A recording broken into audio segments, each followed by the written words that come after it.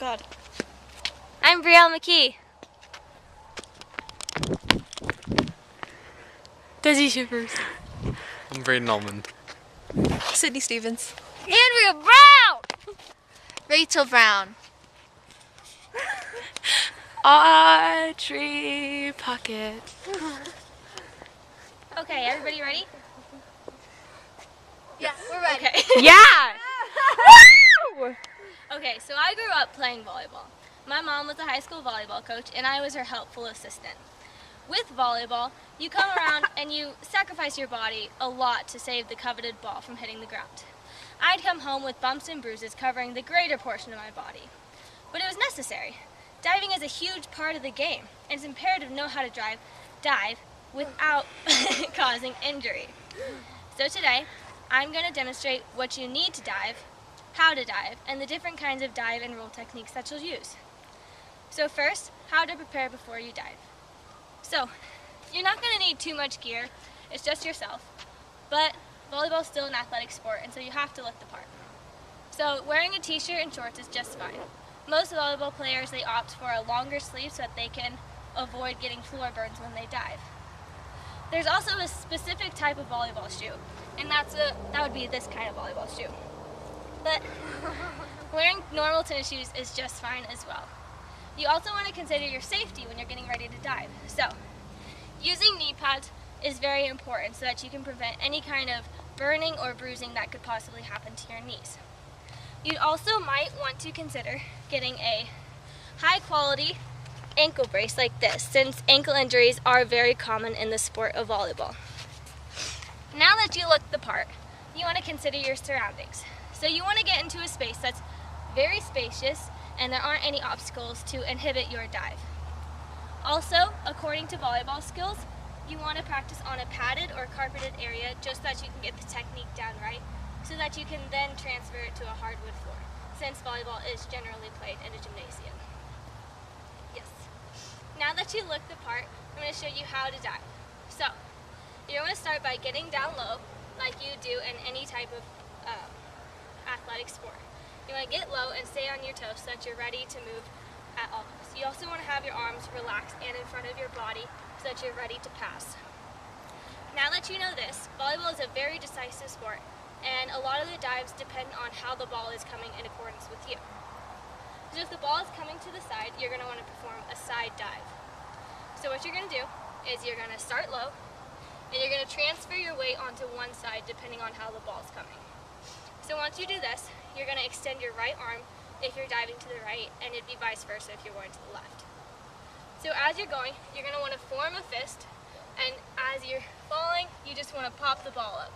And then you're going to want to land on your thigh and not your hip. It'll hurt if you land on your hip, but since your thigh is naturally padded, it shouldn't hurt.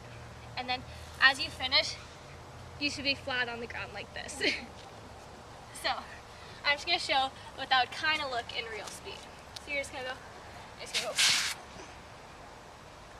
Now that you're on the ground, there are a few different techniques of how to get up. You could just get up, but that's slow, and since volleyball is a very quick sport, it's hard to get up and get back into the game. Another option is a barrel roll. As you're on the ground, you're going to want to turn over onto your back, bend this knee, and transfer yourself up. This is a pretty good technique. It's not my favorite. The next technique would be the shoulder roll. This is a technique that I prefer, and strengthandpower.com, they also said that this is the best and fastest technique. So what you're going to do, it's going to be very similar to the barrel roll. And you're going to be down, transfer to your back, except for you're going to kick your feet up over your shoulder. That's kind of the more complicated part, but it's really easy once you get it.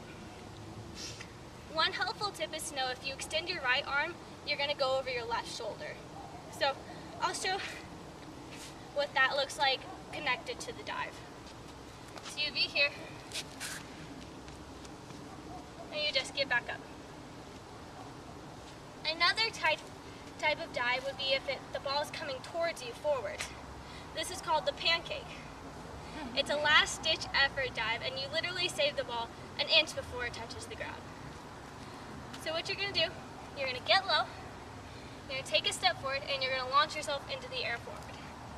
Now when I say launch, I mean you're only going to be about a maximum of a foot off the ground, because you don't want to really just hit the ground hard. So you're going to go forward, and you're going to extend one arm and puff out your chest like a penguin, so that you can save your hips and your head from hitting the ground. And you want your hand to just graze over the ground. You don't want it to stick. You want your fingers to be spread out nice like this, so that the ball has a bigger surface area so that it can pop right up so your teammates can save you. So you're just going to kind of like that. And then once you're on the ground, you can use any of the dive or the roll options that I've already shown you. You can just push yourself up, you can do the barrel roll, or you can do the shoulder roll. Now the number one rule that I always tell people is to not be afraid of the ground. And as stated by Jeremy Davidson, he also said that the ground can only do as much harm as you let it, and if you hold back from your dive, you're more likely to do more damage than if you just go full out. So, I know that diving can be scary and it's hard, and it takes a lot of practice. I mean, I've been playing for a long time and my dives still aren't perfect. But diving will help you in all aspects of the game, including your coordination, quickness, and decision-making skills. So I'm confident that if you use my tips, and if you ever find yourself in a random, spontaneous volleyball pickup game, you'll be saving balls left and right and helping your team to win the big game. Thank you.